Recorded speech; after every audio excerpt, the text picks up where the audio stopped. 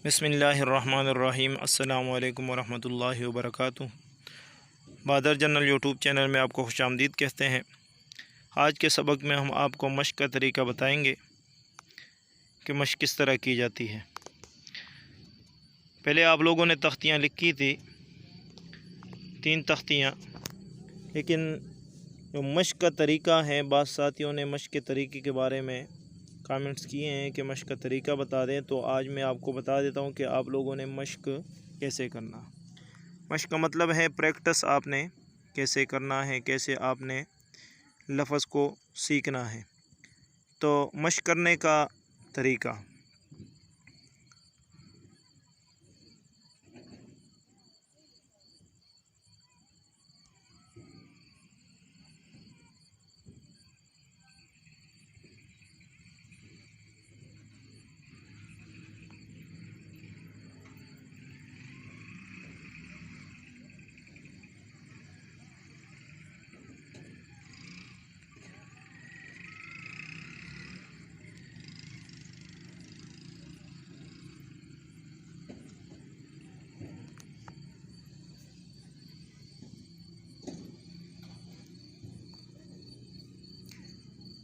ये दोस्तों तो देखें, मश्क हमने जब आप मश्क करोगे तो मश्क करने का तरीका ये है कि कोई भी लफ्ज़ हो उसको बार बार लिखने। तो ज़रूरी नहीं है कि आप हर दफ़ा उसको बिल्कुल सही लाइनों में लिखें। बार बार लिखने का मतलब यह है कि एक मरतबा लिखा गलत, दोबारा, फिर बार बार, यानी कि जगह आपने नहीं छोड़नी और बार बार उसको लिखना है जब तक कि ठीक ना हो जाए। सर ये आपके सामने अलिफ है, तो बार बार लिखना, जब ठीक हो जाए उसके बाद आप उसको लाइन में कि ये है बा।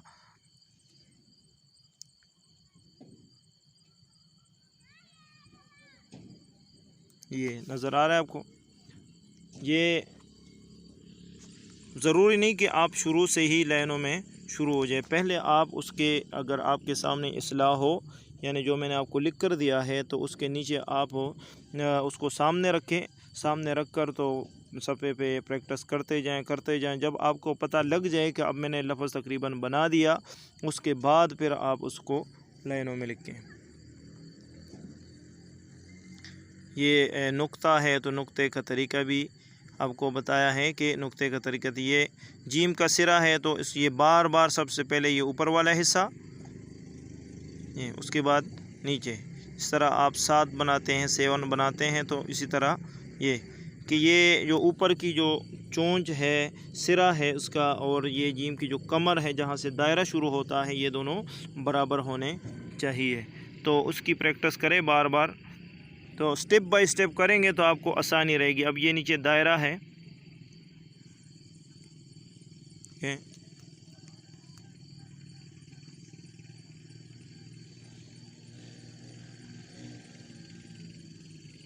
ये दायरे की कोशिश करें कि दायरा कैसे बनता है। तो बार बार जब लिखेंगे तो आपका दायरा ख़ुद ब खुद ठीक हो जाएगा। ये देखिए आपके सामने, फिर दोबारा जीम लगाऊँ, ये बराबर हो, और ये ज़्यादा जो है ना, उसको पीछे भी नहीं लेकर जाना कि बिल्कुल ये इसके सेंटर में आ जाए और दायरा ठीक हो जाए। और देखिए ये दाल, तो दाल का जो सिरा है, उसके बाद ये नीचे कुर्सी है, ये थोड़ी सी झटके के साथ कलम को थोड़ा सा आपने आगे की तरफ हो झटका दे देना है, जिससे इस दाल की या रा की कुर्सी बनेगी।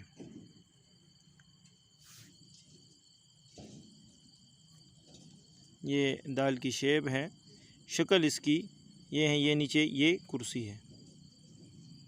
तो यही शेप आप लोगों ने कलम से बनानी, ये झटके के साथ बार बार उसको लिखेंगे इस तरह, तो लफ्ज़ आपका ठीक हो जाएगा।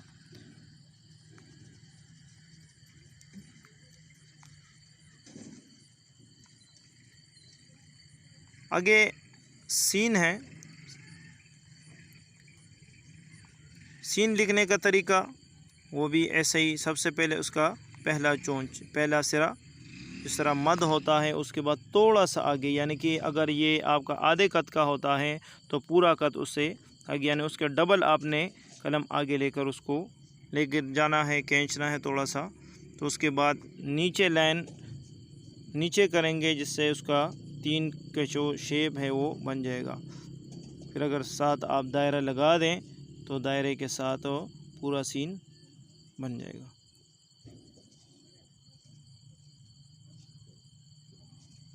इस तरह नून का दायरा है तो नून के दायरे में ये चीज़ें आपकी बनेगी।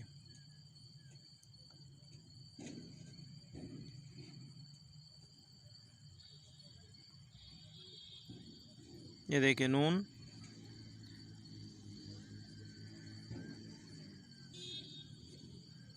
ये नून है। तो इसी नून के शुरू में अगर हम सीन के दांत लगा दें तो सीन बन जाएगा, शीन के लगा दें तो शीन बन जाएगा, अगर स्वाद के लगा दें तो स्वाद बन जाएगा। ये आपके सामने है एक दायरा है। अब दायरे के शुरू में ये सीन के दांत लग गए तो सीन बन गया। अब अगर उसके साथ ये शीन के लगा दें, शीन बन जाएगा। अगर स्वाद का सिरा लगा दें तो स्वाद बन जाएगा। अगर आप काफ का सिरा लगा दें या लाम का लगा दें तो अलिफ लगा दें साथ तो लाम, अगर नुक्ता करे तो नून, ये काफ। तो ये एक दायरा आपको सीखना पड़ेगा, एक दायरे की यानी नून की प्रैक्टिस आपको बार बार करनी पड़ेगी। अब यहाँ पर हमारे पास 2 दायरे हैं, एक है नून का दायरा और एक है जीम और आइन का दायरा। तो नून का दायरा ये गोल होता है और जो आइन है या जीम है उसका दायरा बेज़वी दायरा होता है। इस तरह के चांद उसको कह लें या बेज़वी कहते हैं, बेज़ा कहते हैं अंडे को। तो ये बेज़वी दायरा, ये नून का दायरा गोल और जीम और आइन का दायरा बेज़वी दायरा होता है। एक इस तरह अंडा होता है तो अंडे की शेप है और ये दूसरा दायरा गोल है जिसको हम गोल दायरा कहते हैं।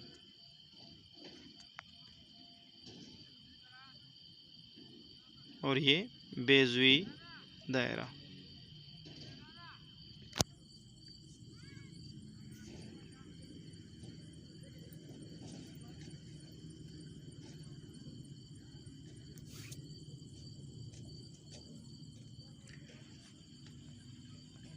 इस तरह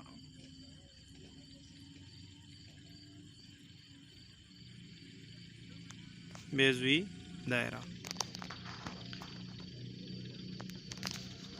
ये था आपका मश्क करने का तरीका।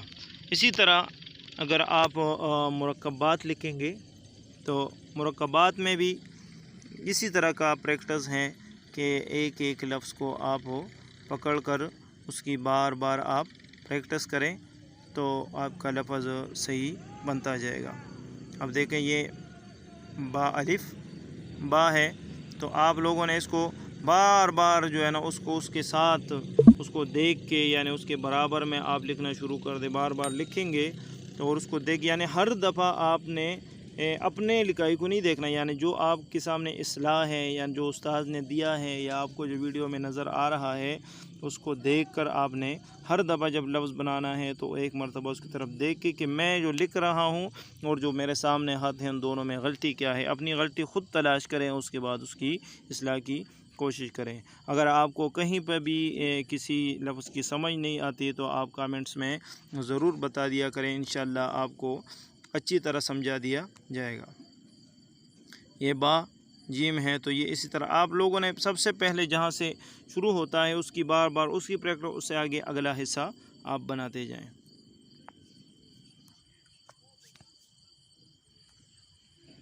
इसी तरह ये तो आप लोगों का मार्कर से, अगर आप सादे पेन से प्रैक्टिस करना चाहें तो उसका भी यही तरीक़ाकार है कि वही अल्फाज हैं, अलिफ हैं तो कोशिश करें कि बिल्कुल सीधा हो जाए। अलिफ में और कुछ नहीं है, सिर्फ सीधा होना है कि आपने उसको सीधा बनाना है। इस तरह ये मद है तो बार बार कोशिश करें कि मद कैसे बनेगा। फिर बा है,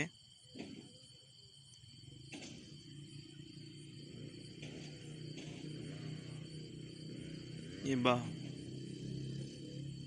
पहले कोशिश करें कि हाथ आपके हाथ पे लफ्ज़ चढ़ जाए। चढ़ने के बाद जब आपके हाथ की गिरफ्त आ जाए तो उसके बाद फिर आप ख़ुद ब खुद लफ्ज़ जैसे आप बनाना चाहेंगे वैसे ही आप लफ्ज़ लिखेंगे।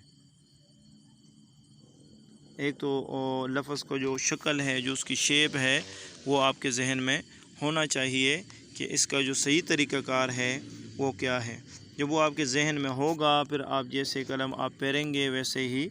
और जितना है, फ़ारसी का एक शेर है कि गर तुमी खाखी के वाशी खुश नवीस मी नवीस हो मी नवीस हो मी नवीस। अगर तू खुशख़त बनना चाहता है कि मैं खुशख़त बन जाऊँ तो उस ये है कि लिखते जाओ लिखते जाओ और लिखते जाओ। तो जितना आप ज़्यादा लिखोगे उतने ही आपकी लिखाई अच्छी होगी, लेकिन उस्ताद की इस्लाह सामने रख के। ये दोस्तों, अगर आपको हमारी वीडियो अच्छी लगी हो तो वीडियो को लाइक करें, सब्सक्राइब करें और दोस्तों के साथ शेयर करें।